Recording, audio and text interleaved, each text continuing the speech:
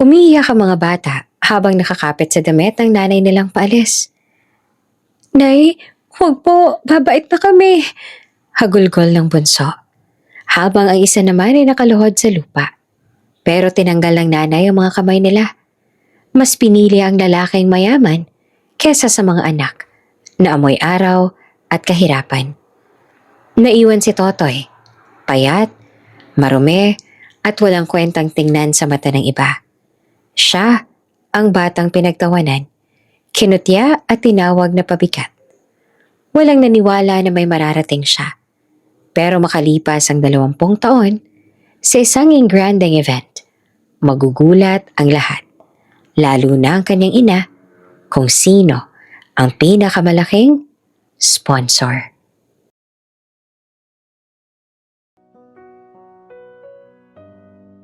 Mahirap na ang buhay nila, pero buo pa rin sila.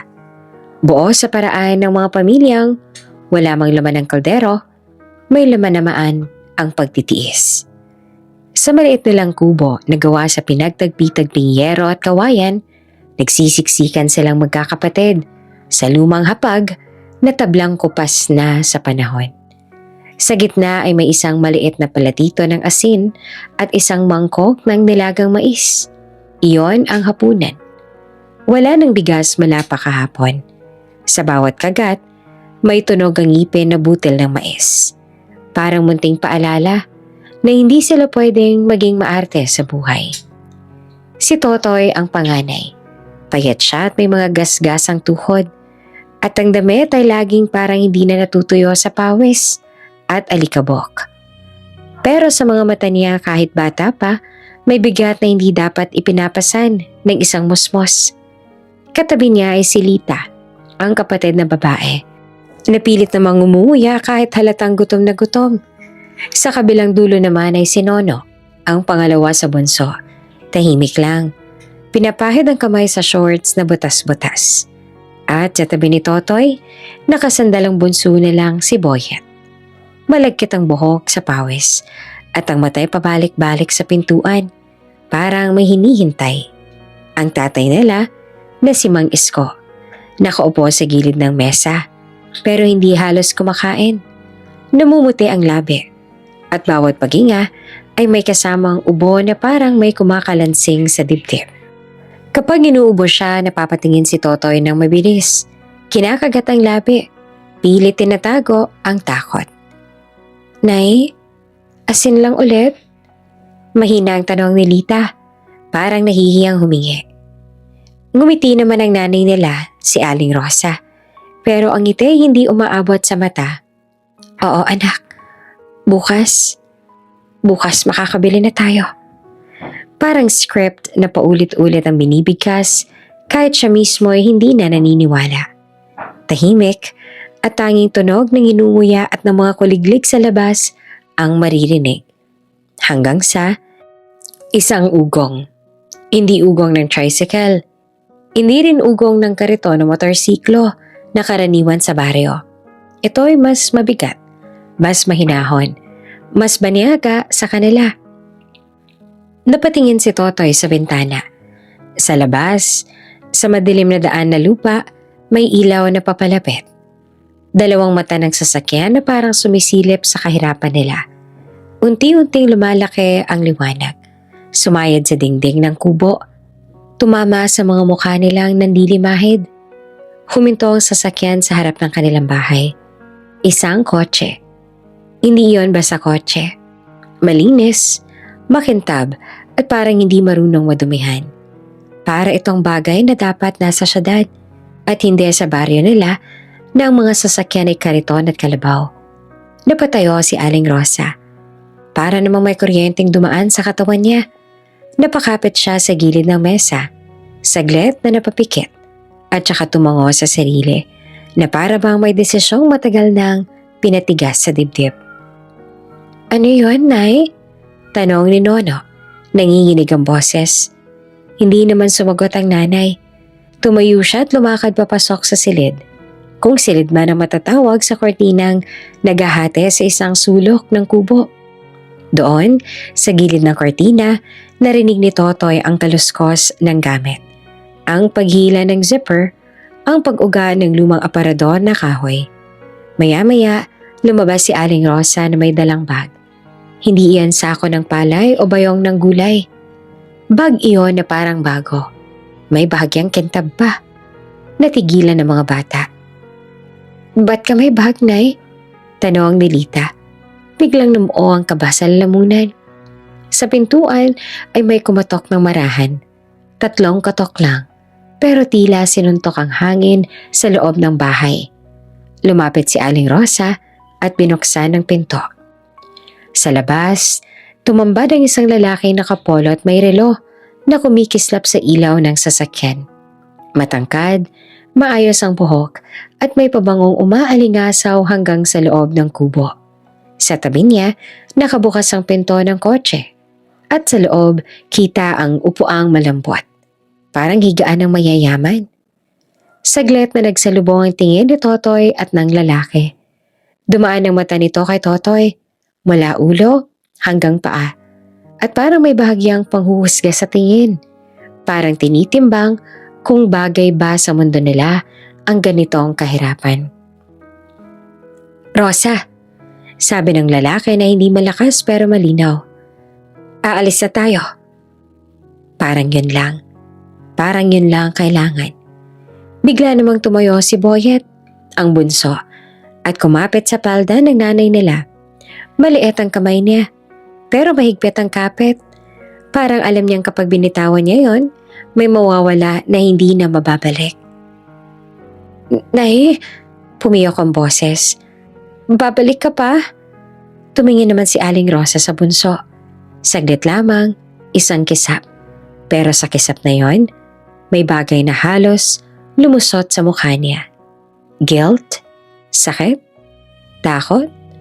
O simpleng pagod? Hindi alam ni Totoy. Ang alam lang niya, tumigas ang panga ng nanay nila. At dahan-dahan itong hinila ang palda.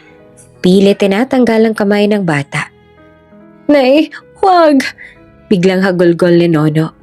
Tumalon mula sa upuan at kumapit sa braso ng nanay. "Nay, huwag kang umalis!" Sumunod si Lita. Napaluhod pa sa sahig na kawayan. Yakap ang binti ng nanay. "Nay, babait na kami, huwag mo kaming iwan." Nagkahalo-halo ang iyak. Ang bunso, kumakapit sa palda. Si Nono, humahawak sa braso. Si Lita nakaluhod, yakap ang binti. At si Totoy? Si Totoy ay nakatayo lamang sa tabi ng mesa. Hawak ang gilid ng tablang hapag. Nanginginig ang labi. Ramdam niyang pagkurog ng dibdib. Parang may kamay na pumipiga sa puso niya. Gusto niyang magsalita. Gusto niyang sumigaw. Gusto niyang magmakaawa. Pero walang lumabas na tunog. Tanging ang panginginig ng labi niya at ang pag-igting ng panga ang nagsalita para sa kanya.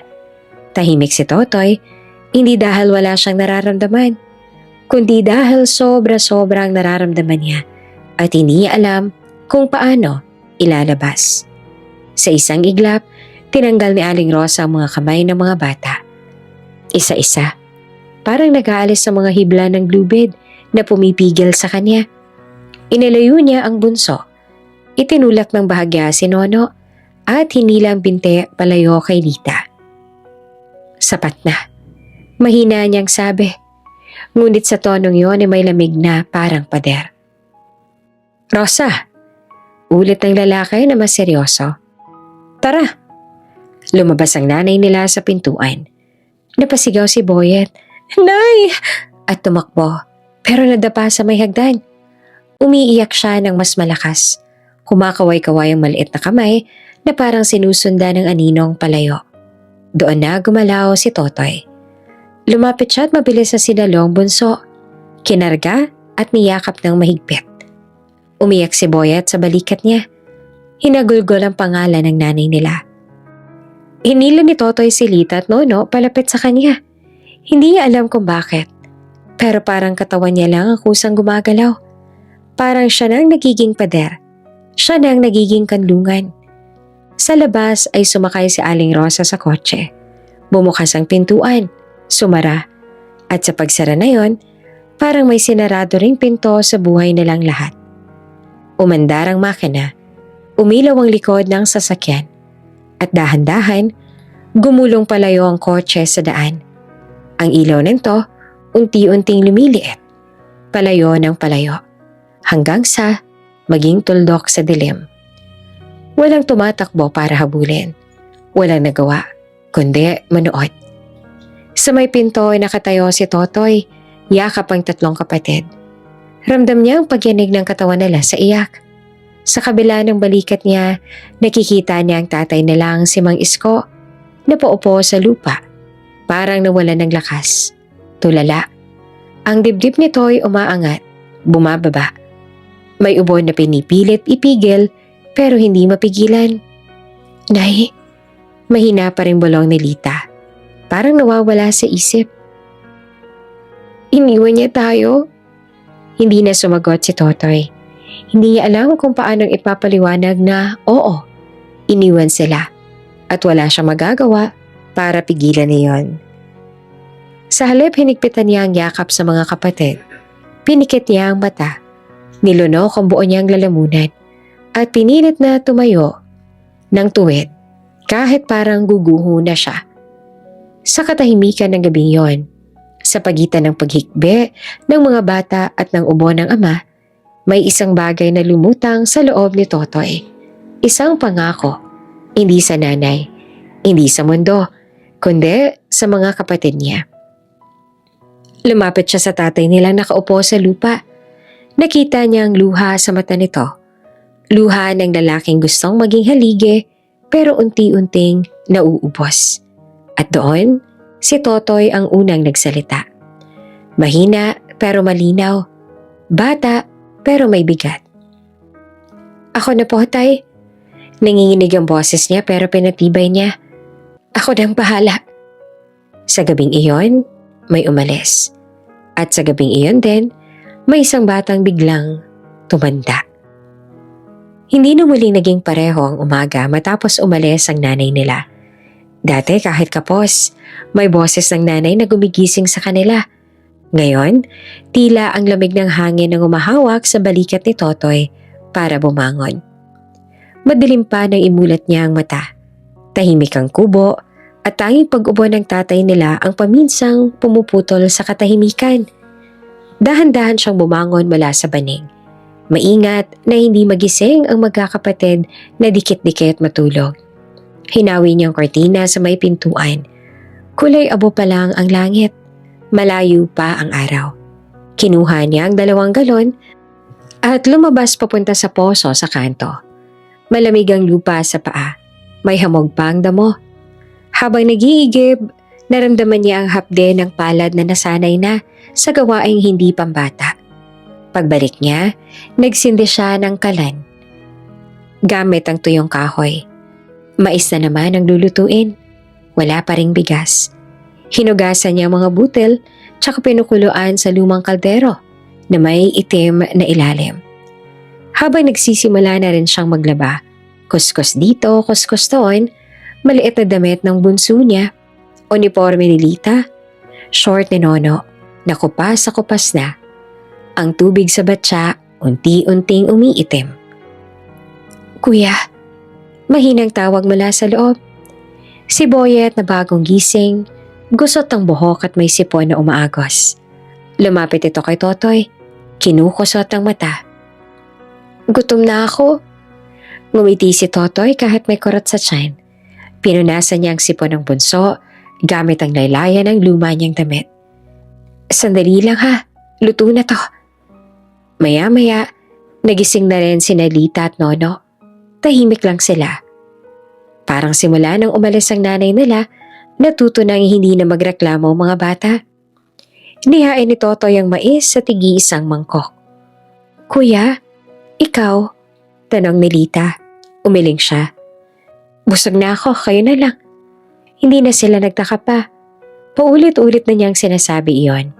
Pero habang sinusubo ng mga kapatid niya ang mais, lihim niyang nilulunok ang laway para hindi marinig ang pagkalam ng sikmura niya. Pagkatapos kumain ng mga kapatid, nagmadali silang mag-ayos para sa eskwela. Biglang napaiyak si Lita. Kuya, hawak nito ang laylayan ng damit. May butas na naman. Sa dibdib niya ay may maliit na punit na lalo pang lumaki sa kakakalaba. Pinagtatawanan na ako kahapon. Sabi nila wala na raw kaming nanay kaya mukhang basahan ang suot ko. Hindi naman agad sumagot si Totoy. Kinuha niya ang karayom at sinulid mula sa lumang lata ng biskwit.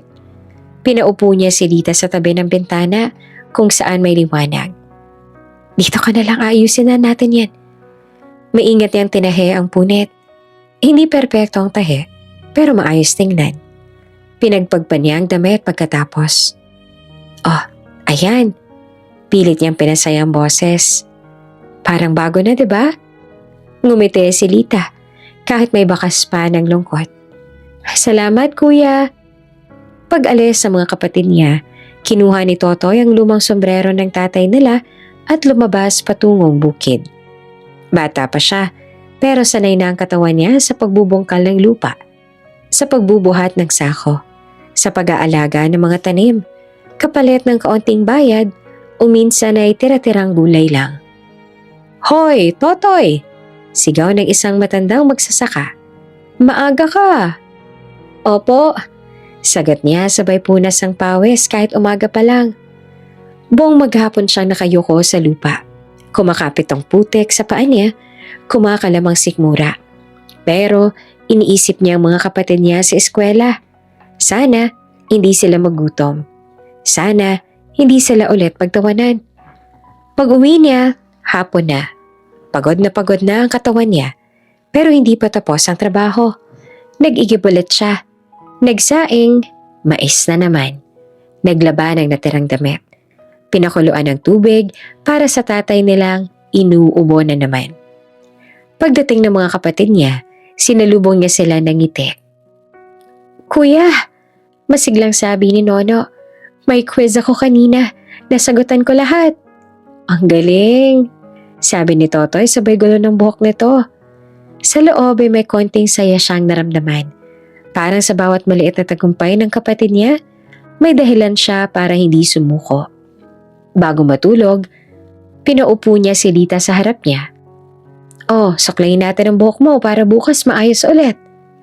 Dahan-dahan niyang sinuklay ang buhok ng kapatid. Maingat, parang nanay. Kuya, mahinang boses ni Lita. Paglaki ko, tutulungan din kita. Napangiti siya. Hindi mo kailangan. Mag-aral ka lang mabuti. Nang tulog na ang lahat, saka lang siya tumayo at lumapit sa maliit na peraso ng salamin na nakasabit sa dingding. Tinitigan niya ang sarili niya. Payat na mukha, maitim ang ilalim ng mata, may gasgas sa pisngi. Buhok na parang laging tinatangay ng hangin.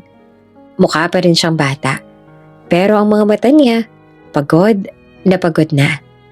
Huminga siya ng malalim at saka humiga sa tabi ng mga kapatid niya. Bago pumikit, isang dasal lang bumulong sa isip niya. Sana bukas, kayanin ko ulit. Desyembre na pero walang lamig ng saya sa bahay nila Totoy. Ang lamig na nararamdaman nila ay galing sa hangin na pumapasok sa mga siwang ng dingding ng kubo. Maagang nagising si Totoy para ihanda ang mga kapatid niya sa eskwela. Habang nagsusuot si Nono ng sapatos, bigla itong napangiwi. Kuya, masikip na. Lumuhod si Totoy at tiningnan ng paa ng kapatid. Nakalabas na ang hinalaki sa harap.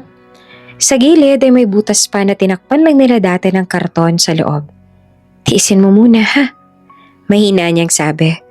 Pag may pera na tayo, bibili tayo ng bago. Tumango si Nono. Pero halatang nahihiya. Si Lita naman suot ang lumang sapatos sa manipis na ang swelas. Kapag naglalakad, parang diretsong lupa na ang tinatapakan niya. Habang naglalakad silang tatlo papunta ng eskwela, may ilang batang nakasabay nila. Uy, amoy araw! Sigaw ng isa sabay tawa. Kadiri, lapit ng lapit. Dagdag pa ng isa. Napayuko si Lita. Si Nono naman kumuyom ang kamao. Tsaka sabi ni Mama, iniwan daw kayo ng nanay ninyo. Sigaw ng isa pang bata. Wala na kayong mama. Parang may malamig naman na tubig na ibinuhos sa ulo ni Totoy kahit wala siya roon. Pero ramdam niya, kahit malayo, ang sakit na yon. Sa loob ng classroom, hindi na napigilan ng bunso na lang si Boyet. Umiyak ito habang nakaupo sa likod. Gusto ko si Nay. Hikbi na to. Narinig iyon ng ilang kaklase at lalo pang nagtawanan. Biglang tumayo si Nono. Tumahimik nga kayo. Sigaw niya at sabay tulak sa batang nasa harap niya. Wala kayong alam. Nagkagulo sa loob ng silid.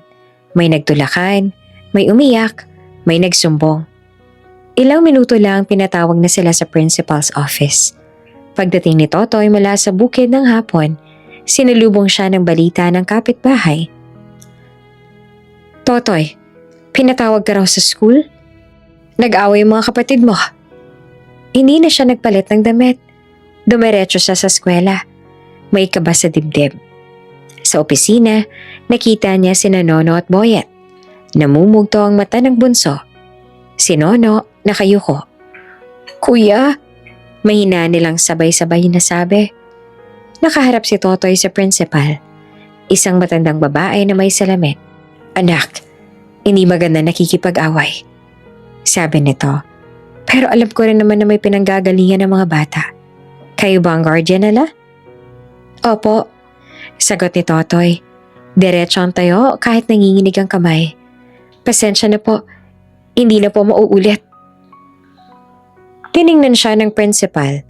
Napansin ang payat niyang katawan. Ang damit na kupas. Ang tsinelas sa manipis na ang ilalim. Alagaan mo sila ha? Malambot na sabi nito. Opo. Paglabas sila ng school, tahimik ang tatlo. Kuya, sorry. Bulong ni Nono. Nasar kasi si Boyet. Lumuhod naman si Totoy sa harap nila. Hindi masama ipagtanggol ang kapatid mo. Pero huwag suntukan ha. Sabihin niyo na lang sa teacher. Tumango sila. Sa gabing iyon, Christmas Eve. Sa ibang bahay sa baryo may videoke. May amoy ng inihaw na manok. May liwanag ng parol. Sa kubo nila isang kandila lang nakasinde sa gitna ng mesa. May kaunting lugaw sa isang lumang mangkok. Hinati-hati pa nila. Kuya, Pasko na ba talaga? Tanong ni Boyet. Oo, sabi ni Totoy. Pilit pinapasaya ang boses. Birthday ni Baby Jesus. Nasaan regalo? Tanong ni Lita. Napangiti siya kahit may kurot sa dibdib. Eto na, regalo ko. Pinatay nila ang ilaw ng gasera at inilapit ang kamay sa kanila. Gumawa siya ng hugis aso gamit ang mga daliri. Arf, arf, sabi niya at gumagalaw ang anino sa dingding. Napatawa si Boyet. Sunod, ibon naman. Tapos, koneho. Gumagawa siya ng kung ano-anong hayop gamit ang anino. Kuya, ulit! Tawa ng tawa si Lita. Sa gabing iyon kahit walang handa, kahit walang regalo, napuno ng tawa ang kubo nila. Gawa ng anino at imahinasyon. Pero nang makatulog ng mga kapatid niya, dahan-dahan lumabas si Totoy ng bahay. Umupo siya sa may hagdan. Tanaw ang madilim na langit na may ilang bituin. Naririnig niya sa malayo ang tawanan ng ibang bahay. Ang kantahan, ang saya. Yumuko siya. Doon lang siya umiyak. Tahimik, walang hikbi. Basta tuloy-tuloy na luha. Ma, bulong niya sa hangin. Kaya ko naman eh. Pero, ang hirap pala. Pinunasan niya ang mata gamit ang likod ng kamay at saka tumingala ulit sa langit. Sa likod niya, sa loob ng kubo, naroon ang mga kapatid niya. Natutulog ng mahimbing. May mga ngiting bakas pa sa mukha mula sa anino ng mga hayop. At para kay Totoy, sapat na muna iyon. Kahit walang handa, kahit walang nanay. Basta, magkasama sila. Umaga pa lamang may kakaibang bigat na sa dibdib ni Totoy. Nakita niya kasi sa kalendaryong nakasabit sa dingding. Bilog ang petsa. Ngayon, ang birthday ni Boyet. Tahimik lang niyang tinitigan iyon habang naglalagay ng kanin sa maliit na baunan. Hindi iyon bagong saing.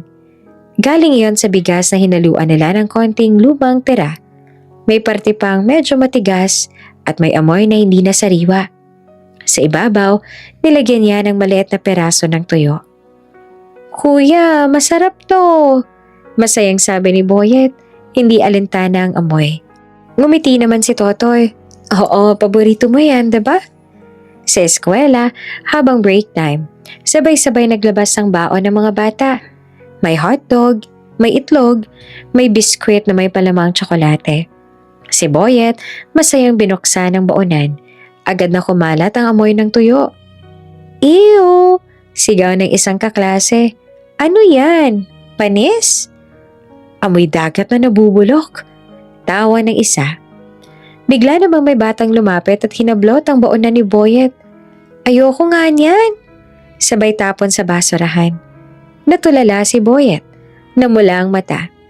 Hindi na siya kumain. Sa kabilang classroom, ganun din si Nono at Lita. Tahimik lamang sila. Pilit kumakain kahit ramdam ang mga matang nakatingin.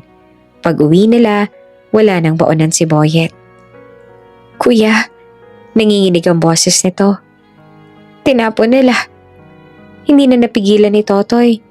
Hinila niyang bunso palapit at niyakap. "Ayos lang yun," bulong niya.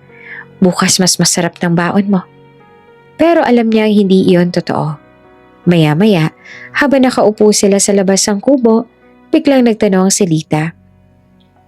"Kuya, kailan tayo yayaman?" Hindi agad siya nakasagot. "Babalik pa ba si nanay?" Dagdag ni Nono. Mahina. Parang may sumaksak sa dibdib niya. Pinilit niyang ngumiti. "Hindi ko alam. Pero hanggat magkasama tayo, kakayanin natin." Lumayo siya sandali para hindi nila makita ang luha sa mata niya. Kinagabihan, habang tulog na ang mga kapatid niya, nagpa siya si Totoy. "Kailangan may kanin bukas. Kahit konti. Birthday ng bunso." Maaga siyang umalis kinabukasan at dumiretso sa mas malayong bukid kung saan may naghahanap ng magtatabas ng damo at puputol ng kahoy. "Mabigat to ha, iho," sabi ng may-ari ng lupa. "Kaya mo?" "Opo," sagot ni Totoy. Buong araw siyang nagtatrabaho sa ilalim ng tirik na araw. Pinagpapawisan siya ng todo. Kumakalamang sikmura pero iniisip niya lang. Kanin para kay Boyet. Hawak niyang itak, pinuputol ang makakapal na damo. Isang maling galaw lang. Aray! Napahinto siya. Napatingin siya sa kamay niya. May hiwa sa palad. Dumudugo. "Hoy bata, marunong ka ba niyan?" Sigaw ng isang lalaking kasama niya sa bukid. "Pabigat ka na nga. Nasugatan ka pa." Nagtawanan ng ilan.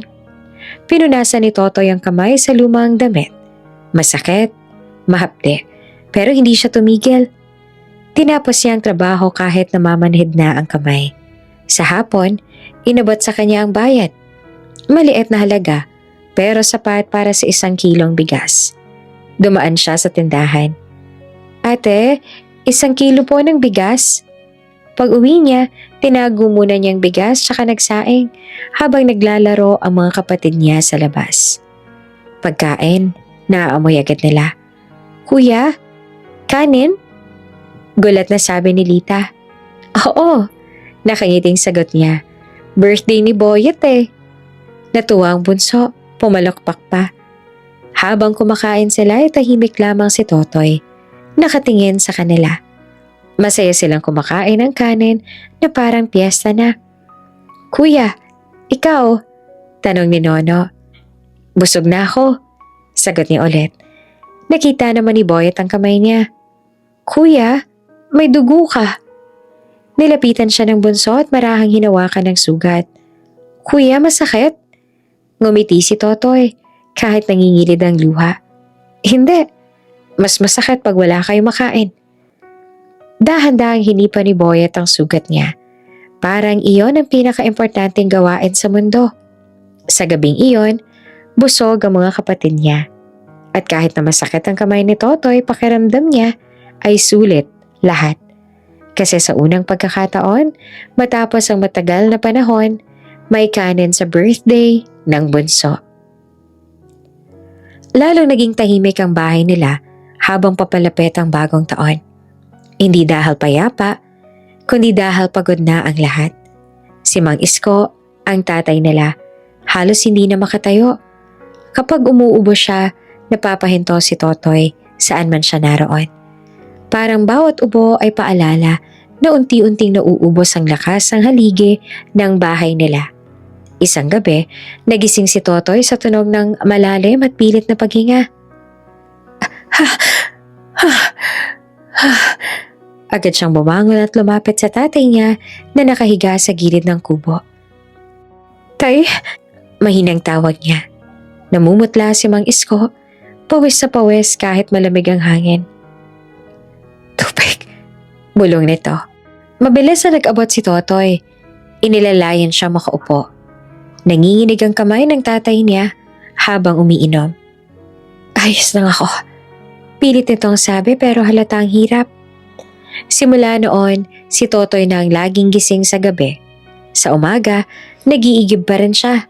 Nagluluto, naghahatid sa mga kapatid sa eskwela. Tapos, pupunta sa bukid. Sa gabi, siya ang nagbabantay sa tatay niya. Namumula ang mata niya sa puyat. Pero kapag kaharap ang mga kapatid, lagi siyang nakangiti. Dumating ang New Year's Eve. Sa ibang bahay, maingay, may paputok, may handaan, may kantahan. Sa kubo nila, isang maliit na kaldero ng lugaw ang nasa gitna ng mesa. Kuya, yan ang medianoche natin? Tanong ni Nono. Oo, masiglang sagot ni Totoy. Special to may asin. Natuwa ang mga kapatid niya. Kahit alam na lang, nagpapatawa lang siya. Sa labas ay may kalabaw na nakatali sa puno. Hiniram lang nila para tumulong sa bukid, ilang araw na ang nakalipas. Bigla namang may naisip si Totoy. Lumabas siya at pinitik ang dahon. Ginawa iyong parang sungay.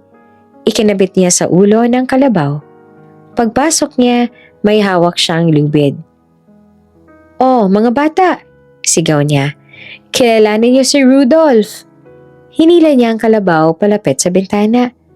Natawa ng malakas si Nalita at Boyet. Kuya! Reindeer! Sigaw ng bunso. Kailangan ni Santa ng tulong, kaya pinaharamunan niya sa atin.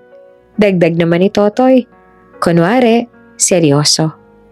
Sa simpleng kalokohang yon na puno ng tawanan ng maliit na kubo nila. Sandaling nawala ang lungkot. Pagsapit naman ng 12:00, sabay-sabay silang sumilip sa labas habang may naririnig na paputok sa malayo. Happy New Year, Kuya! Sabay-sabay na sabi ng mga kapatid niya. Happy New Year! Sagot niya sabay yakap sa tatlo. Isa-isa silang nakatulog pagkatapos, pero si Totoy hindi agad. Lumabas siya at umupo sa may hagdan ng kubo. Tahimik ng paligid, paminsan-minsan na lang paputok. Tumingala siya sa langit. Bagong taon na, bulong niya. Sana naman, gumaan na. Hindi niya namalayan, tumutulo na pala ang luha niya.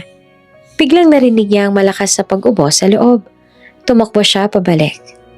Tay! Nakaupo si Mang Isko. Hawak ang dibdib. Inuubo ng malalim. Sa kamay nito, may bahid ng pula. Dugo. Nanlaki ang mata ni Totoy. Tay, sandali lang. Hinawakan niya ang likod ng tatay niya. Tinapik-tapik para makahinga ng maayos. Ilang minuto bago humupa ang ubo. Pagkatapos, napahiga ulit si Mang Isko. Pagod na pagod. Akala ni Totoy tulog na ito. Pero bigla ito nagsalita. Mahina, halos bulong na. Totoy, tay, pasensya na anak. Hindi ko na kayang buhayin. Parang may mabigat naman na batong bumagsak sa dibdib ni Totoy. Huwag mo pong sabihin yan. Mabilis niyang sagot, pero nanginginig ang boses. Dapat, ako nagtataguyod at hindi ikaw. Dagdag pa ng tatay niya. Hindi na nakapagsalita si Totoy. Yumuko siya. Hawak ang kamay ng ama. Pagkalipas ng ilang sandali, narinig niyang mahimbing na ulit ang tulog nito. Dahan-dahan siyang tumayo at lumabas ng kubo. Sa likod ng bahay, doon siya huminto. Doon siya umiyak. Hindi malakas, hindi mahikbi. Tahimik lang, pero tuloy-tuloy. Sa murang edad niya, pasan niya ang responsibilidad na hindi dapat sa kanya. Pero kahit natakot siya, kahit pagod, kahit hindi niya alam kung kakayanin pa niya, isa lang ang sigurado sa kanya. Hindi niya pababayaan ang mga kapatid niya, kahit siya na ang maubos. Maagang umalis si Totoy papuntang palengke, dala ang maliit na bayong. May kaunting gulay na ipapalit niya sana sa ilang pirasong isda na hindi na mabenta ng kapitbahay nila. Mainit ang araw kahit umaga pa lang. Matao sa palengke. May sumisigaw ng presyo ng kamatis. May nakikipagtawaran sa isda. May mga batang tumatakbo sa gitna ng makikitid na daan. Sanay si Totoy sa ganitong gulo. Tahimik lang siyang naglalakad. Iniingatan ng bayong. Hanggang sa... Aray! May malakas na kalabog sa bandang unahan. Isang matandang babayang nadulas sa basang sahig malapit sa pwesto ng isda. Napaupo siya ng pabagsak. Nalaglag ang handbag at may mga prutas sa gumulong palayo. May ilang tao na napatingin, pero agad ding bumalik sa kanika nilang ginagawa. Mabilis na lumapit si Totoy. "Lola, ayos lang po kayo?" tanong niya. Inilalayan nito makaupo ng maayos. Masinsing kulubot ang mukha ng matanda, pero halatang may kaya sa buhay. Maayos ang damit, malinis ang sapatos, at may alahas sa kamay. "At salamat, iho," sabi nito at hinimas ang tuhod. "Nadulas ako." Pinulot ni Totoy ang mga prutas at inilagay pabalik sa bag. Sa kanya inabot ang kamay ng matanda. "Kaya niyo po bang tumayo?" "Oo, dahan-dahan lang." Maingat niya itong inalalayan papunta sa isang bakanteng bangko sa gilid. "Hintayin niyo po muna humupa sakit," sabi niya. Pinagmasdan siya ng matanda. "Ilang taon ka na ba, iho?" 12 po, sagot niya. "May kasama ka ba rito?" "Wala po. Bibili lang po sana ako ng ulam." Napansin ng matanda ang manipis niyang braso, ang kupas na damit, ang tsinelas na pudpud na. "Saan ka nakatira?" Sinabi ni Totoy ang pangalan ng baryo nila. "May magulang ka?" Napababa ang tingin ni Totoy. "Tatay ko po, may sakit. Nanay ko po, wala na po sa amin."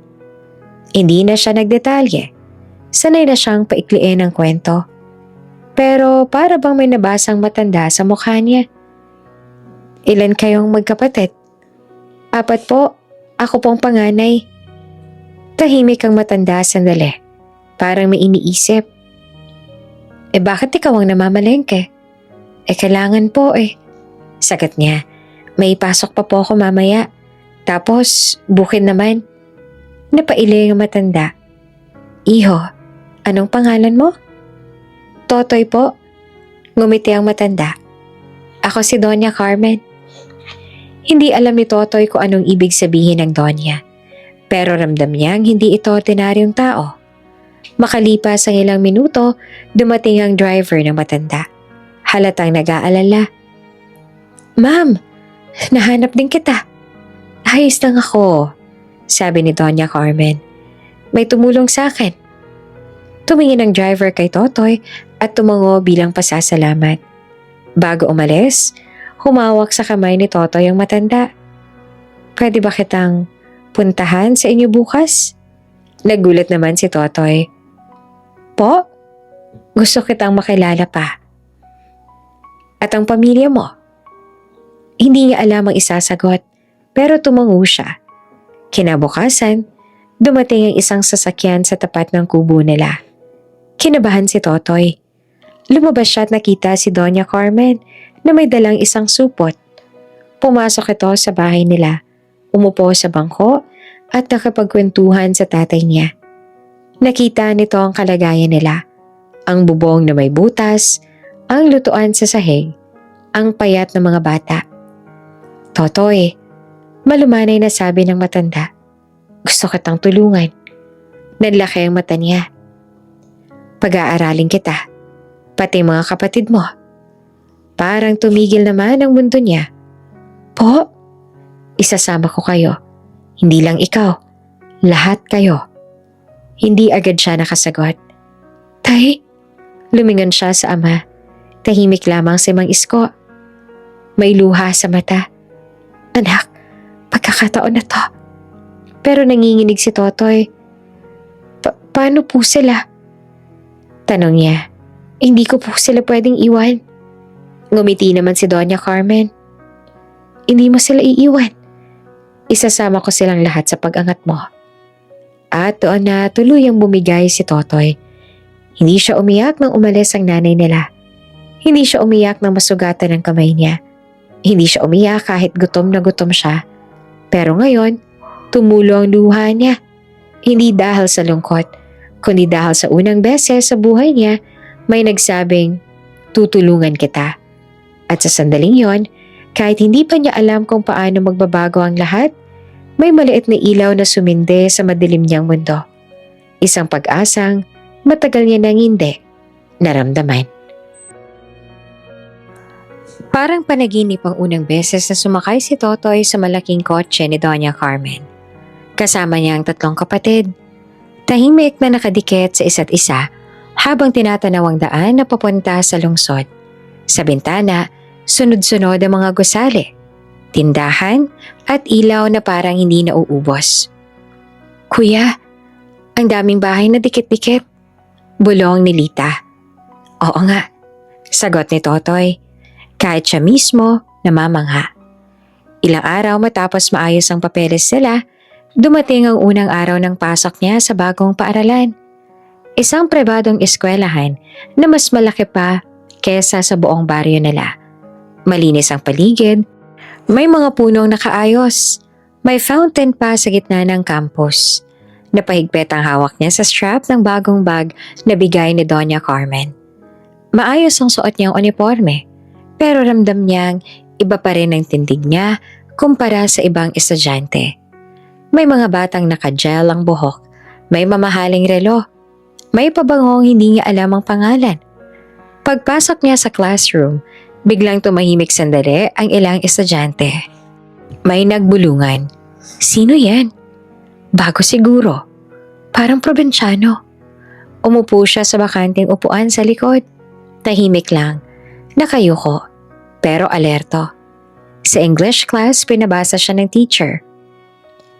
Totoy de la Cruz, can you read the paragraph? Tumayo siya. Medyo kabado pero malinaw siyang magbasa. Sanay siyang mag-aral kahit sa ilaw lang ng kandila noon. Pagkatapos niya may narinig siyang mahinang komento sa gilid. Uy, marunong pala. Pag-upo niya ay may maliit na papel na lumapag sa mesa niya. Binuksan niya. May sulat na malalaki ang letra. Hacienda Boy, amoy bukid. Saglit siyang natigilan. Hindi niya alam kung paano nila nalaman na galing siya sa probinsya. Siguro sa paraan ng pagsasalita niya. Sa kulay ng balat niyang sunog sa araw. Dahan-dahan niyang tinupi ang papel at inilagay sa bag. Hindi siya lumingon, hindi siya nagsalita. Pero sa loob niya may apoy na unti-unting sumiklap. Sa math class, nagpa-quiz ang teacher. Maraming nagreklamo. Ang hirap naman. Si Totoy tahimik lang, nagsagot. Para sa kanya, mas mahirap ang buhay sa bukid kesa sa mga numero sa papel. Kinabukasan, ibinalik ang quiz. Highest score, Totoy de la Cruz. May ilang napatingin sa kanya. Talaga? Baka tsamba lang. Ngumiti lang siya ng konti at saka ibinaba ang papel. Sa sumunod na mga linggo, paulit-ulit na nangyari iyon. Sa science, sa math, sa araling panlipunan. Tahimik lang siya, hindi nagyayabang, hindi sumasagot sa pang-aasar. Kapag may bumubulong ng amoy bukid, pinapalampas niya. Kapag may nagtatawanan sa likod niya, mas lalo siyang nagfo-focus sa libro. Isang araw sa recess, mag-isa siyang kumakain sa gilid ng campus. May baon siyang tinapay at gatas. Unang beses niyang makatikim ng ganoong baon. May dalawang lalaking lumapit. "Uy, ikaw yung highest no?" Sabi ng isa. "Oo nga," sagot ng isa pa. "Tutor mo nga kami minsan?" Nagulat si Totoy. "Ha? Ako? Oo, ang hirap ng algebra eh." Doon yung unang naramdaman na hindi lahat kalaban. "Oh, sige," mahina niyang sabi. Unti-unti may ilang lumalapit sa kanya, hindi para mang-asar, kundi para magpaturo. Pero may ilan pa rin na hindi tumitigil. Isang hapon, pagbalik niya sa upuan, may isa na namang papel. "Kahit top ka, probinsyano ka pa rin." Tiningnan niya iyon, tsaka marahang ngumiti. "Okay lang," bulong niya sa sarili. "Basta makapagtapos ako." Sa bahay na pinatira sa kanila ni Doña Carmen, gabi-gabi siyang nag-aaral sa mesa na may maliwanag na ilaw, hindi na kandila. Minsan lumalapit si Doña Carmen. "Pagod ka na ba, iho?" Hindi po," sagot niya. "Kaya ko pa." Sa salamin ng kwarto, nakikita niya ang sarili niya. Maayos na ang damit. May laman na ang pisngi kumpara dati. Pero sa loob, dala pa rin niya ang batang galing sa kubo. At iyon ang lakas niya. Hindi niya kailangang patunayan sa kanila kung saan siya galing. Ang kailangan niya lang patunayan ay kung saan siya pupunta. At sa bawat pahina ng librong binubuklat niya, sa bawat problemang sinasagot niya, mas lumilinaw ang direksyon. Hindi na lang siya batang iniwan. Isa na siyang batang lumalaban. At sa bagong mundo nito, hindi siyang pinakamayaman. Pero araw-araw, pinipili niyang maging pinakamasipag. At balang araw, alam niyang babalikan niya ang pinanggalingan niya. Hindi na bilang batang pinagtawanan, kundi bilang taong may maipagmamalaki. Mabilis ang mga taon kapag puno ka ng pangarap. Hindi na namalayan ni Totoy kung kailan siya tumangkad, kung kailan nawala ang sobrang kapayatan sa pisngi niya, at kung kailan naging mas kumpiyansa ang lakad niya sa malalaking pasilyo ng eskwelahan. Pero isang bagay ang hindi nagbago. Ang dahilan kung bakit siya nagsusumikap. Ang mga kapatid niya. Graduation day. Punong-puno ang malaking gym ng paaralan. May mga magulang na naka-formal. May hawak na bulaklak at kamera. Maingay, masaya. May halong kaba ang lahat. Sa isang sulok, nakaupo si Nadita at Nono at Boyet. Maayos ang suot nilang damit. Hindi mamahalin, pero malinis, planchado at bagay sa kanila. Hindi nabutas ang sapatos, hindi nakupas ang damit. Si Lita may simpleng headband. Si Nono nakapolo. Si Boyet hindi mapakali sa tuwa. "Kuya na yun, diba?" Tanong ni Boyet na tinurang entablado. "Oo," sagot ni Lita at kumikinang ang mata. Tinawag ang pangalan niya. "With highest honors, Totoy de la Cruz." Umalingaw-ngaw ang palakpakan. Dahan-dahan siyang umakyat sa stage. Hawak niya ang medalya, ang diploma. Pero ang mas mabigat sa pakiramdam niya ay ang mga alaala ng batang nag-aaral dati sa ilaw ng kandila. Habang kinakamayan siya ng principal, saglit niyang naalala ang kubo, ang mais, ang luha sa gabi. Pagbaba niya ng stage, sinalubong siya ng yakap ng mga kapatid niya. "Kuya!" sigaw ni Boyet at mahigpit ang yakap. "Ang galing mo!" sabi ni Nono. Pilit na pinipigil ang luha. Si Lita naman hindi nakapagsalita. Yumakap lang siya ng mahigpit. "Para sa inyo to," bulong ni Totoy. Hindi lang siya nagtapos sa araw na yon. Ilang buwan matapos ang graduation niya, sunod-sunod na rin ang magandang balita para sa mga kapatid niya. Naipasok si Lita sa isang magandang high school na may scholarship. Mahilig kasi ito sa pagsusulat at laging mataas ang grades. Si Nono naman sa science-oriented na paaralan. Mahusay siya sa math, naman na yata sa kuya niya. Si Boyet, masayahin pa rin. Pero maayos na rin ang pag-aaral sa isang pribadong elementary school. Isang gabi, sabay-sabay silang kumakain sa mesa ng bahay na pinatira sa kanila ni Doña Carmen. May ulam, may prutas pa. Kuya, sabi ni Lita, dati akala ko hindi na tayo makakaalis sa baryo. Ngumiti si Totoy. Ako nga rin eh, pero tingnan mo tayo ngayon. Sa kabilang dulo naman ng mesa, nakaupo si Doña Carmen. Tahimik na nakamasid sa kanila. May ngiti ng pagmamalaki. Totoy, sabi nito, ready ka na bang tumulong sa opisina? Opo, sagot niya agad. Simula noon tuwing hapon pagkatapos ng klase, sumasama na siya kay Doña Carmen sa opisina nito. Malaking negosyo ng matanda. Lupa, paupahan, ilang tindahan. Hindi agad naintindihan ni Totoy ang lahat, pero mabilis siyang matuto. Tingnan mo to, sabi ni Doña Carmen isang araw, pinapakita ang mga papeles. Importante ang pagiging maingat sa pera.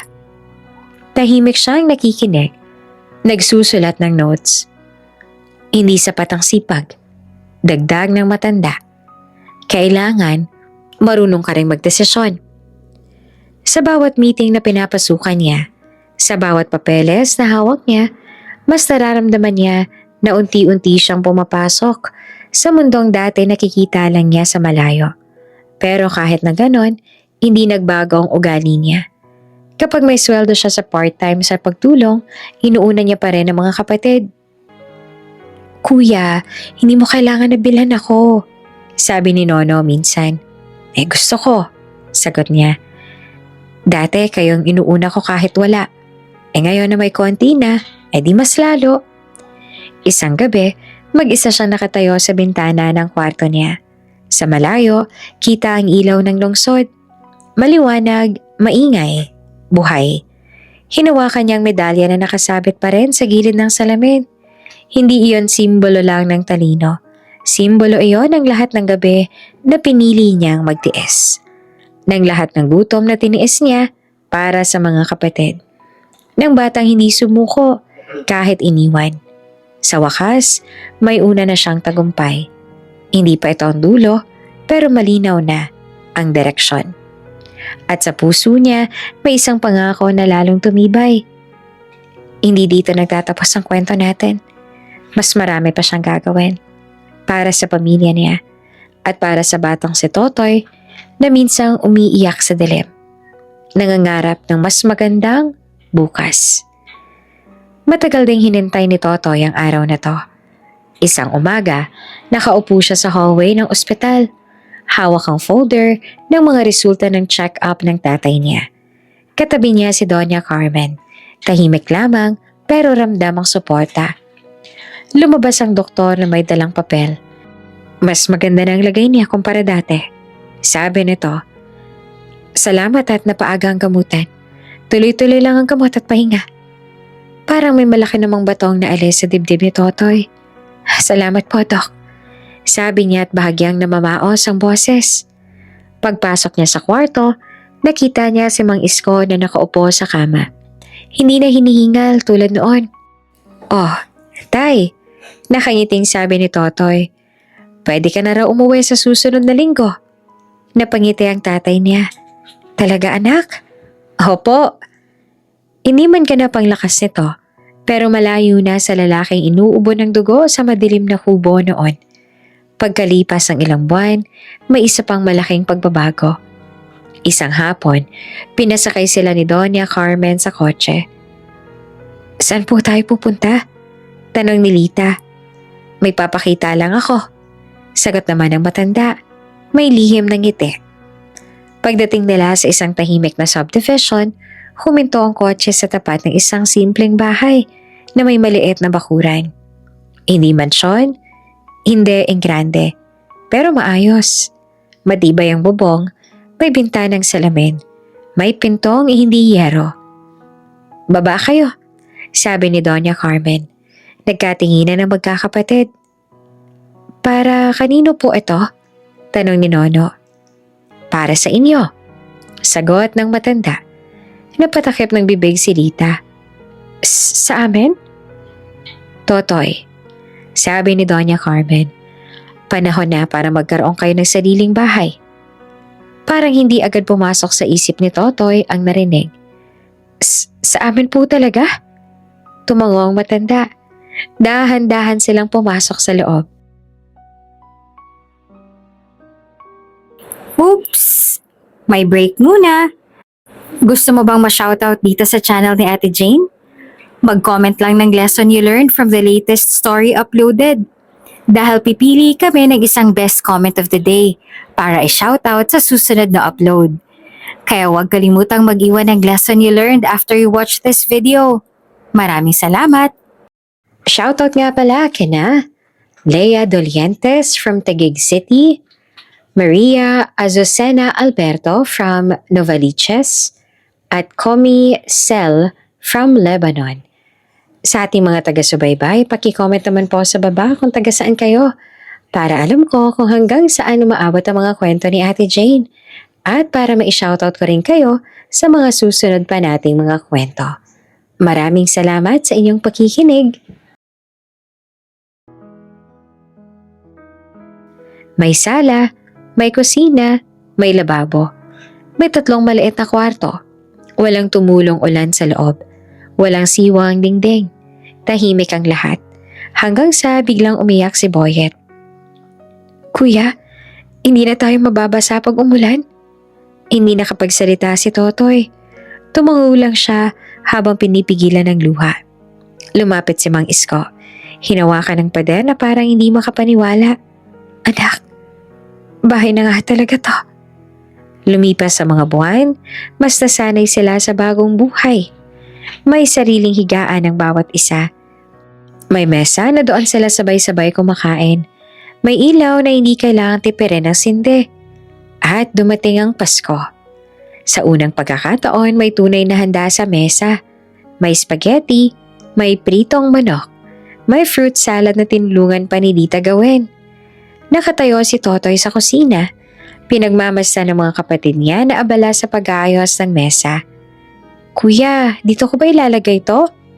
Tanong ni Nono, hawak ang plato ng manok. Oo, dyan.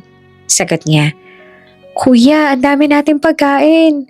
Sabi ni Boyet na halos hindi mapakali. Pag-upo nila sa mesa, saglit na natahimik ang lahat. Parang walang gustong maunang magsalita. Hanggang sa biglang pumatak ang luha ni Lita. Kuya, nanginginig ang boses niya. Dati, kandila lang. Ngayon, may handa na tayo. Sumunod si Nono, pinunasan ng mata. Akala ko dati hindi na tayo makakaranas ng ganito. Si Boyet nakangiti pero may luha rin. Maligayang Pasko, kuya. Hindi naman na napigilan ni Totoy. Tumulo na rin ang luha niya. Pero nakangiti siya. Maligayang Pasko. Bulong niya. Sa gitna ng mesa na puno ng pagkain, naroon ang isang pamilyang minsang kumakain lang ng mais at asin. Sa bahay na minsang pinapasok ng ulan at hangin. Ngayon, may ilaw, may init, may pag-asa. Habang nagkukwentuhan sila at nagtatawanan, tahimik lang si Totoy sandali. Pinagmamasdan ang bawat isa. Ang tatay niya, mas malakas na. Si Lita, mas confident. Si Nono, mas masayahin. Si Boyet, busog at makulit. Sa puso niya, may mainit na pakiramdam. Hindi pa tapos ang laban. Pero sa gabing iyon, pinayagan niyang sarili niyang maramdaman ang saya. Dahil sa wakas, bumabangon na ang pamilya nila. Matagal na hindi nakakabalik si Totoy sa baryong kinalakihan niya. Pero isang umaga, habang nakatingin siya sa mga papeles sa opisina ni Doña Carmen, may isang pangalang paulit-ulit na tumama sa kanyang mata. Ang pangalan ng hasyenda kung saan siya dati nagtatrabaho bilang bata. Don Rafael, Agricultural Land. Basa niya. Kilalang lupa yan, sabi ni Doña Carmen na nakapansin sa reaksyon niya. Ibinenta na. Nalulugi ng may-ari. Tahimik si Totoy. Gusto mo bang puntahan? Tanong ng matanda. Makalipas ang ilang oras, nasa kotse na siya. Papunta sa lugar na minsan ay naging saksi ng gutom, pawis at pagod niya. Habang papalapit sila, pamilyar ang amoy ng hangin. Amoy lupa, damo at araw. Nakita niya ang dating kalsadang lupa kung saan siya naglalakad noon ng nakadapaa. Dala ang sako ng abono na halos kasing laki niya. Huminto ang kotse sa harap ng malawak na taniman. Hindi na kasing ayos ang tulad ng dati. May mga bahagi nang natuyo. May ilang sirang bakod. Dito po, mahina niyang sabi. Bumaba siya ng kotse. Pag-apak niya sa lupa, parang bumalik ang mga alaala. Doon, sa gilid na iyon, minsan siyang nadapa sa pagod. Sa ilalim ng punong iyon, minsan siyang kumain ng baon na mais habang pinapanood ang ibang may kanin.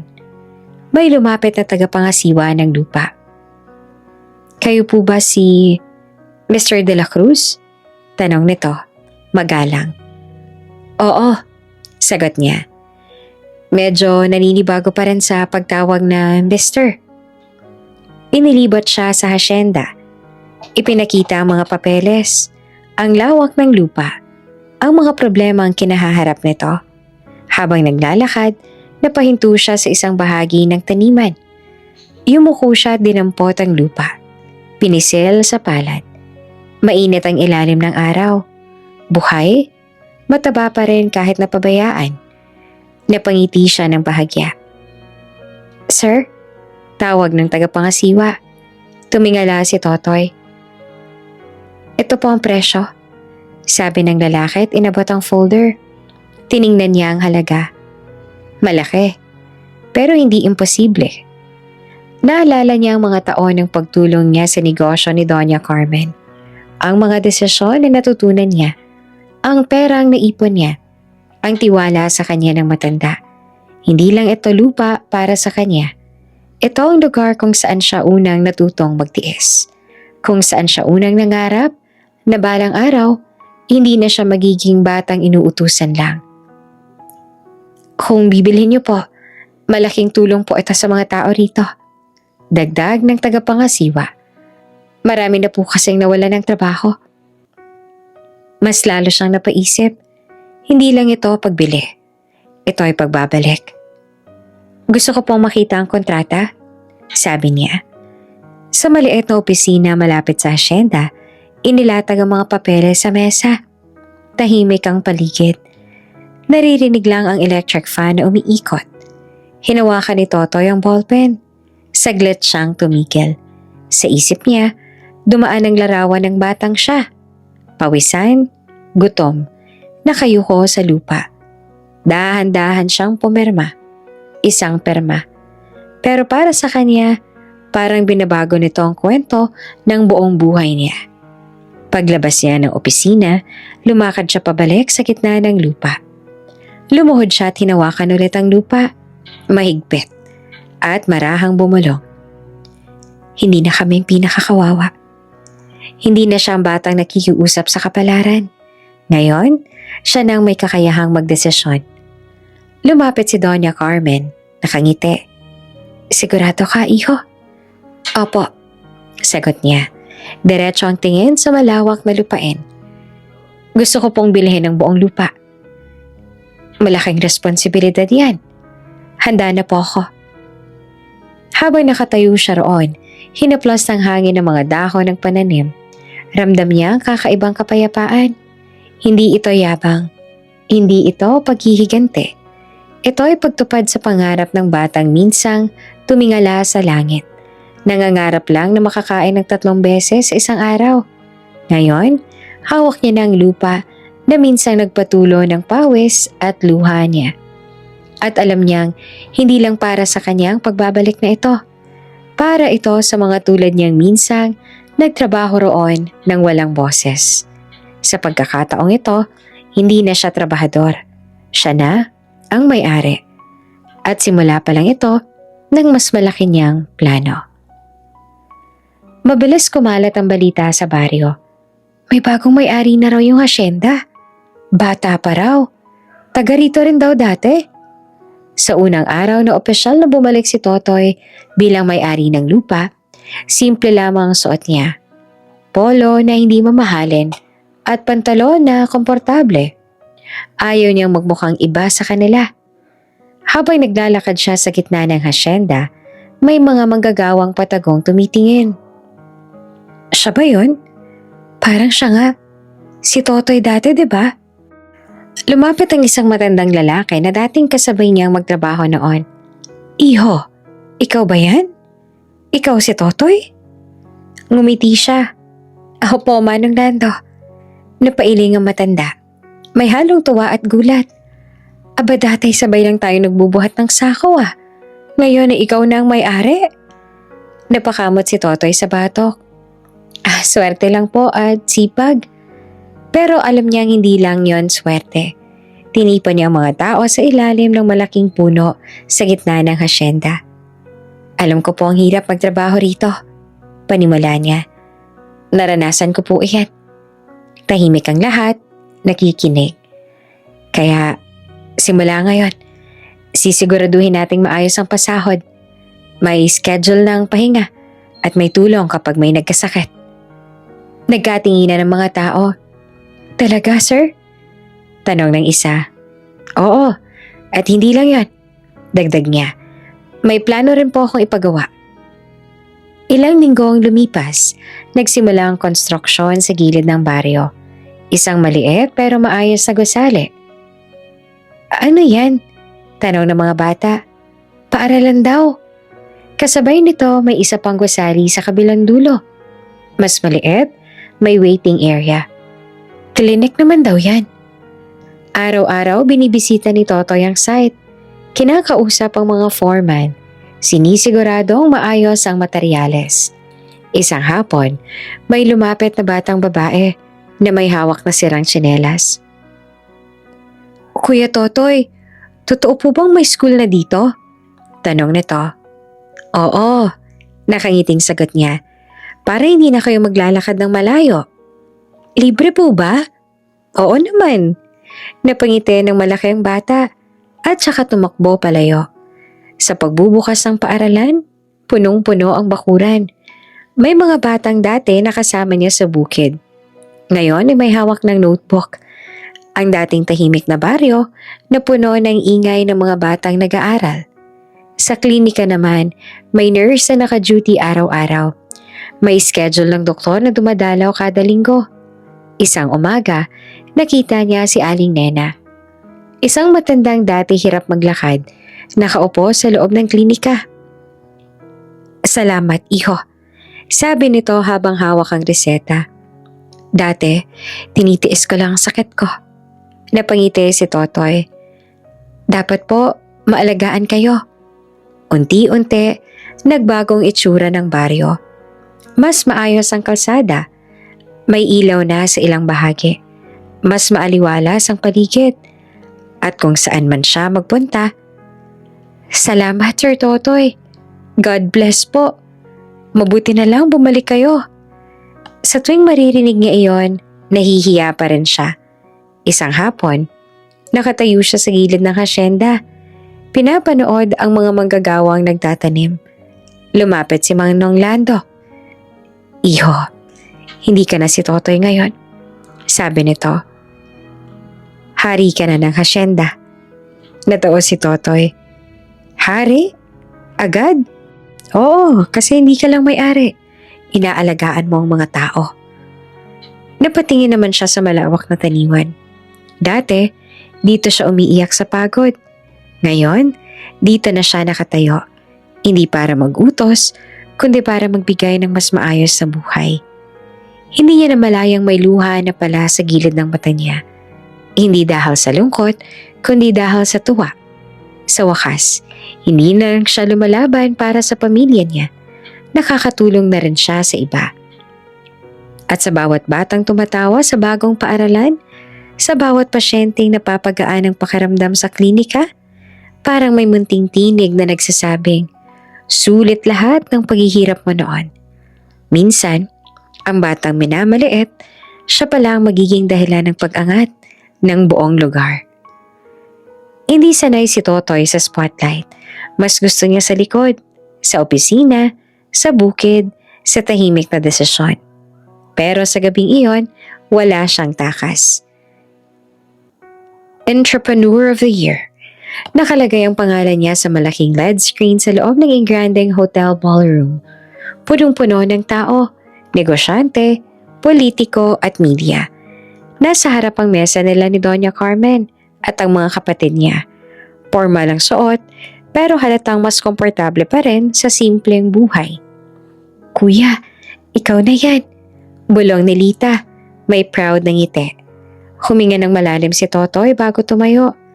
Habang naglalakad siya papuntang stage, narinig niya ang palakpakan. Hindi para sa batang iniwan sa kubo, para ito sa lalaking nagtagumpay. Pag-akyat niya sa entablado, nasilaw siya sa ilaw. Pero mas malinaw ang laman ng puso niya kesa sa mga spotlight. Good evening po. Panimula niya hawak ang mikropono. Hindi po ako sanay magsalita sa ganitong karaming tao. May mahinang tawa sa audience. Nanggaling po ako sa isang maliit na baryo.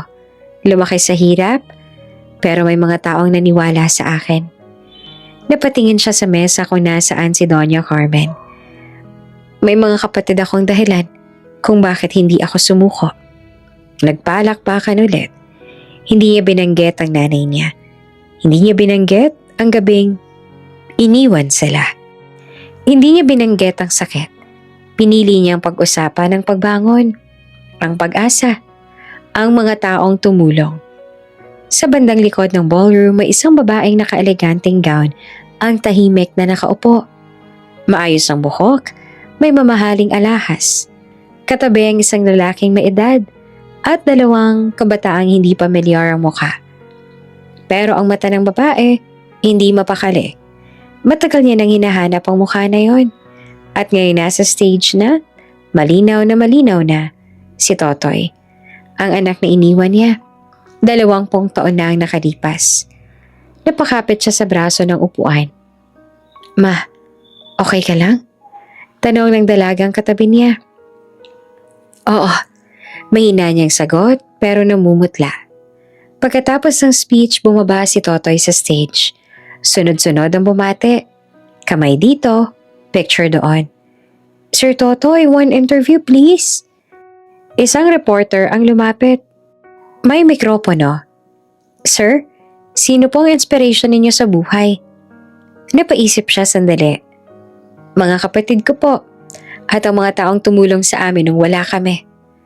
Pero paano naman po ang parents ninyo? Saglit siyang natigilan. Parang bumagal ang paligid. Naalala niya ang kandila, ang mais, ang kotse na paalis. Huminga siya. Ang tatay ko po, lumaban para sa amin kahit may sakit. Siya po ang unang nagturo sa akin ng tiyaga. At ang mother niyo naman po, tahimik ang ilang segundo. Sa likod ng kamera, may babaeng nanlalamig ang mga kamay. Hindi humihinga na maayos. Diretso ang tingin ni Totoy sa reporter. Patay na po ang nanay ko. Parang nahulog ang mundo ng babaeng nakikinig. Napahawak siya sa dibdib. Parang may matulis na bagay na tumusok doon. Hindi siya patay. Pero sa bibig ng anak niya, patay na siya. At alam niya ang kasalanan niya kung bakit ganoon. Sa harap, tuloy ang interview. Hindi alam ng reporter ang bigat ng mga salitang pinitawan. Sir, any message sa mga kabataang nawawalan ng pag-asa? Huwag po kayong susuko. Hindi hadlang ang kahirapan kung may determinasyon. Sa likod, hindi na napigilan ng babae ang luha. Tahimik itong tumulo. Iniwas niyang mukha sa mga kasama niya. Ma? Tanong ng lalaki sa tabi niya.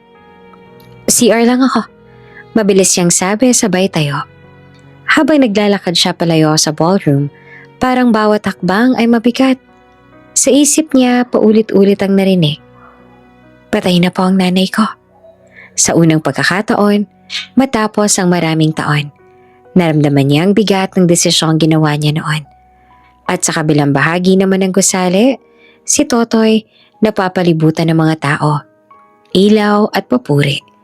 Hindi alam na ilang metro lang ang layo, ang multo ng nakaraan niya ay nakatayo. Buhay na buhay. At ngayon lang tunay na nasasaktan. Ilang linggo matapos ang award night, naging mas abala si Totoy sa negosyo. Lumaki ang operasyon ng asyenda. May mga bagong kontrata, bagong suppliers, at mas malalaking investors na gustong makipag-partner. Isang umaga, may pumasok na proposal sa opisina niya. "Sir, may malaking kumpanya pong gustong makipag-joint venture," sabi ng assistant niya. "Agricultural export daw." "Anong pangalan?" tanong ni Totoy habang binubuklat ang folder. "Montenegro Holdings." Parang may bahagyang kumirot sa dibdib niya, pero hindi niya alam kung bakit. Nakaschedule po ang meeting bukas. Kinabukasan, nasa conference room siya, kasamang legal team at ilang managers. Pumasok ang grupo ng mga bisita. Sa unahan nila, isang lalaking nasa late 50s. Maayos ang suit, confident ang lakad. May hangin ng kayabangan sa aura. "Good morning," sabi nito sabay abot ng kamay. "Ricardo Montenegro." Nakipagkamay si Totoy. "Totoy de la Cruz." Saglit siyang tinignan ng lalaki at parang sinusukat. "Bata ka pa pala para sa ganitong kalaking operasyon." May bahagyang ngiti na parang hindi seryoso. Ngumiti lamang si Totoy. "Marami pa pong matututunan." Nagsimula ang presentasyon. Maganda sa papel ang alok ng Montenegro Holdings. Malaking puhunan, mabilis na expansion. Pero habang tumatagal ang usapan, may mga detalye na hindi malinaw. "Sir," mahinahong sabi ni Totoy, "paano pong hatian sa lupa kapag may problema sa harvest?" "Standard clause lang yan," mabilis na sagot ni Ricardo. "Trust me, we've done this for years." "Pwede po ba nating himayin ang clause na to?" Sabay turo ni Totoy sa kontrata. Napakunot ang noon ng lalaki. "Normal yan sa industriya. Pero sa side po namin, malaki ang risk." Tahimik ang mga kasama ni Totoy. Pero halatang bilib sa pagiging kalmado niya. Habang nagpapatuloy ang meeting, unti-unting lumalabas ang mga butas sa proposal ng Montenegro Holdings. Mga hidden fees, mga kondisyon na pabor lamang sa kanila. "Hindi po yata patas to," diretsong sabi ni Totoy sa huli. "Mas lugi ang mga magsasaka namin." Napabuntong hininga si Ricardo. Halatang naiinis. "Young man," sabi nito, "hindi ka yayaman kung masyado kang mabait." Ngumiti naman si Totoy pero malamig na ang mata. "Hindi po ako yayaman kung sisirain ko ang tiwala ng mga tao ko." Natigil ang meeting na walang napagkasunduan. Ilang linggo ang lumipas, may lumabas ang balita. Nasangkot ang Montenegro Holdings sa kaso ng illegal land grabbing sa ibang probinsya. May reklamo rin ng mga magsasakang hindi nabayaran. Pinatawag si Totoy bilang resource person dahil may nauna na silang negosasyon. Sa korte, muli niyang nakita si Ricardo Montenegro. Pagod ang mukha nito. Wala na ang dating kumpiyansa. Nagkasalubong ang tingin nila pero walang pagkilala sa mata ng lalaki. Hindi nito alam, si Totoy ang anak ng babaeng pinakasalan niya noon. Ang batang iniwan, kapalit ng marangyang buhay na unti-unti palang gumuho. At dahil sa mga dokumentong naipakita ng team ni Totoy, mas napatibay ang kaso laban sa kumpanya. Sunod-sunod ang kaso, sunod-sunod ang ebidensya, hanggang sa isang araw, lumabas ang balita. Guilty. Nalugi ang Montenegro Holdings. Na-freeze ang assets. Nakulong si Ricardo. Dahil sa pandaraya at illegal na transaksyon. Sa opisina niya, tahimik lamang si Totoy habang pinapanood ang balita sa TV. "Sir, buti na lang hindi tayo pumasok sa deal na yon," sabi ng assistant niya, tumango siya. Hindi niya naramdaman ang saya ng paghihigante. Ang nararamdaman niya ay isang mabigat na katotohanan. Ang taong pinili ng nanay niya noon, kapalit ng mga anak niya. Hindi rin pala kayang ibigay ang pangakong magandang buhay. Sa kabilang banda ng lungsod, may isang babaeng tahimik na umiiyak sa loob ng malaking bahay na ngayon ay halos wala ng laman. Sa wakas, nagsisimula nang bumalik sa kanya ang lahat ng iniwan niya.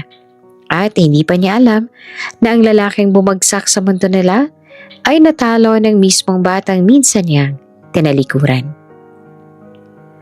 Tahimik ang opisina ni Totoy noong araw na iyon. Nakatutok siya sa mga papeles ang marahang kumatok ang sekretary niya. "Sir, may bisita po kayo. Wala pong appointment pero mukhang importante." "Sino?" tanong niya at hindi tumitingin. "Isang babae po. Sabi niya kilala ka raw niya." Napahinto ang kamay niya. "Sige, papasukin mo." Pagbukas ng pinto, tila tumigil ang oras. Nakatayo sa harap niya ang babaeng matagal niya nang nakikita sa alaala. Mas maganda na, mas payat, wala na ang kinang ng mga alahas at mamahaling damit na nakita niya sa award night. Si Aling Rosa, ang nanay niya. Saglit na walang nagsalita. Siya ang unang umiwas ng tingin. "Totoy," mahina ang boses niya. Hindi niya itinama ang tingin.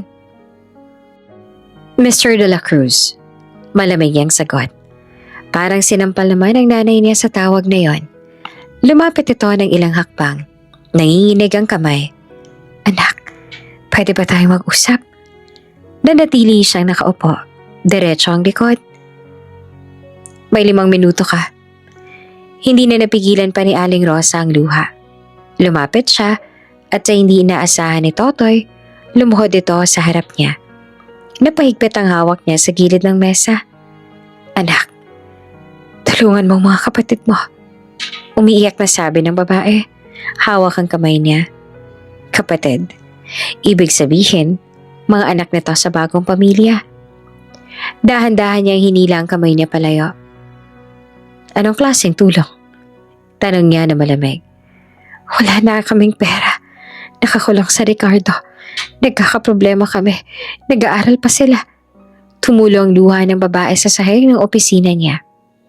"Nagmamakaawa ako, anak, para sa mga kapatid mo." Biglang tumayo si Totoy. "Mga kapatid ko?" Mahinahon pero may bigat ang boses. "O mga anak mo?" Napayuko ang babae. "Nung kami ang lumuhod sa'yo, umalis ka." Tahimik ang kwarto at tanging hikbe ng nanay niyang maririnig. "Anak, mali ako noon. Natakot lang ako. Akala ko mas mabubuhay ko sila sa maayos na paraan." "Mas mabubuhay?" Napatawa siya ng walang saya. "Iniwan mo kami nang walang makain. Patawarin mo ako." Halos pabulong na sabi nito. "Nasaan ang sorry mo noon?" Sagot niya. "Nung umiiyak ang bunso sa gabi. Nung nagbubuhat ako ng kahoy na mas mabigat pa sa akin."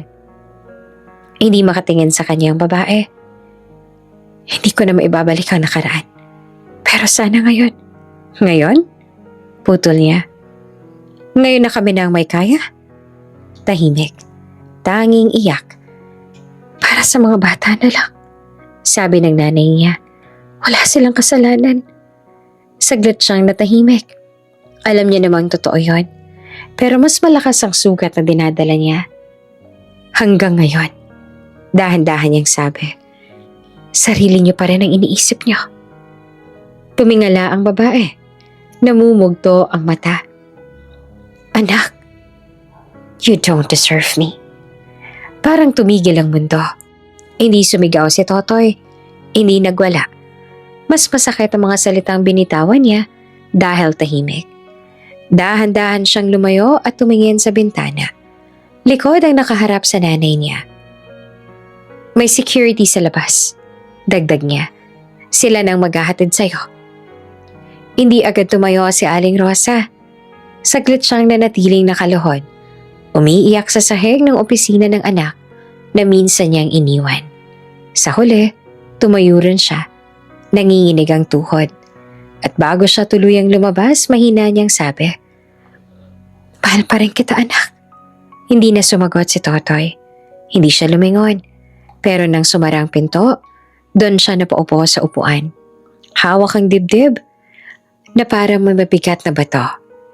Akala niya galit lang mararamdaman niya kapag dumating ang araw na to.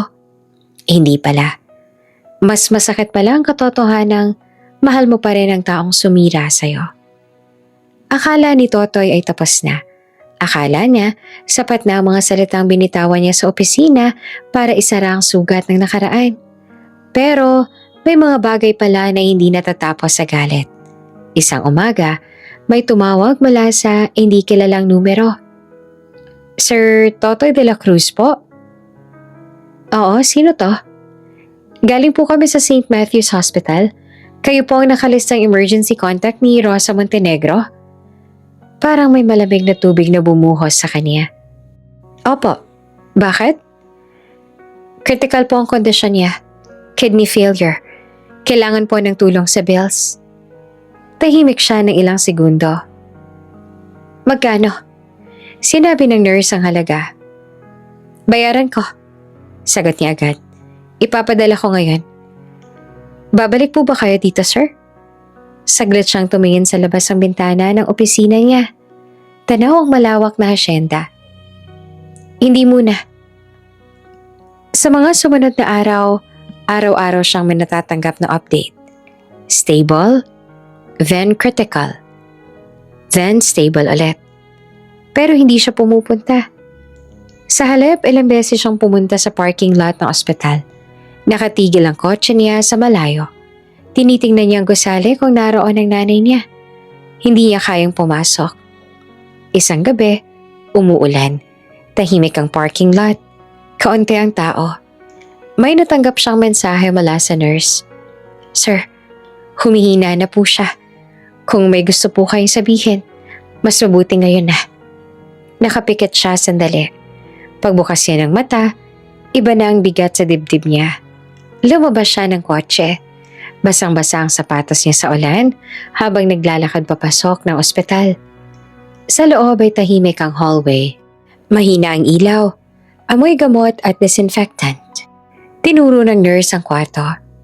Ready na po kayo? Tanong nito. Hindi siya sumagot, tumango lamang. Pagbukas niya ng pinto, halos hindi niya nakilala ang babaeng nakahiga sa kama. Payat, maputla, may mga tubo sa ilong at kamay. Pero siya pa rin yun, ang nanay niya. Marahang lumapit si Totoy. Umupo sa tabi ng kama.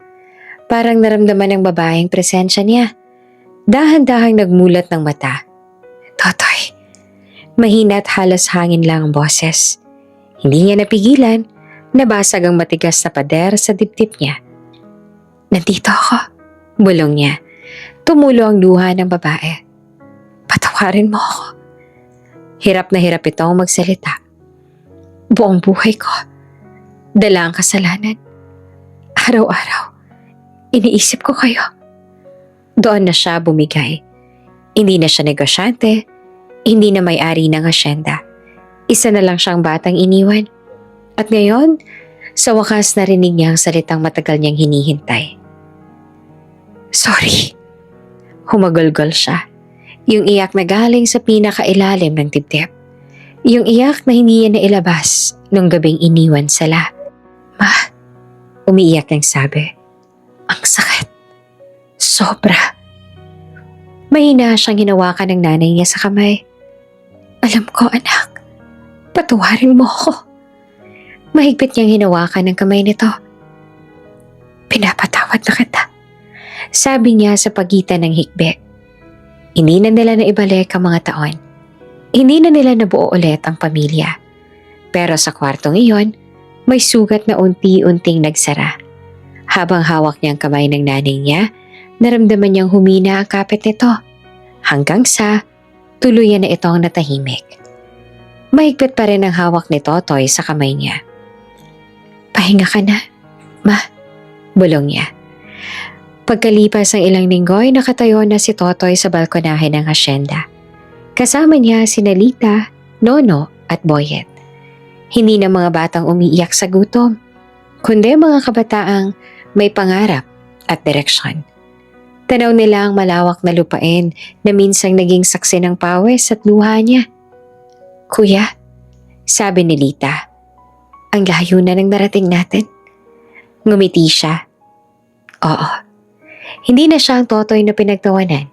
Hindi na siya ang batang kumakapit sa palda ng nanay. Nakatayo siya ngayon bilang haligi ng pamilya at sa lupang minsang naging saksi ng gutom niya. Doon na siya nakatayo, matatag. May sugat pa rin ang nakaraan, pero ngayon may kapatawaran na at may kapayapaan.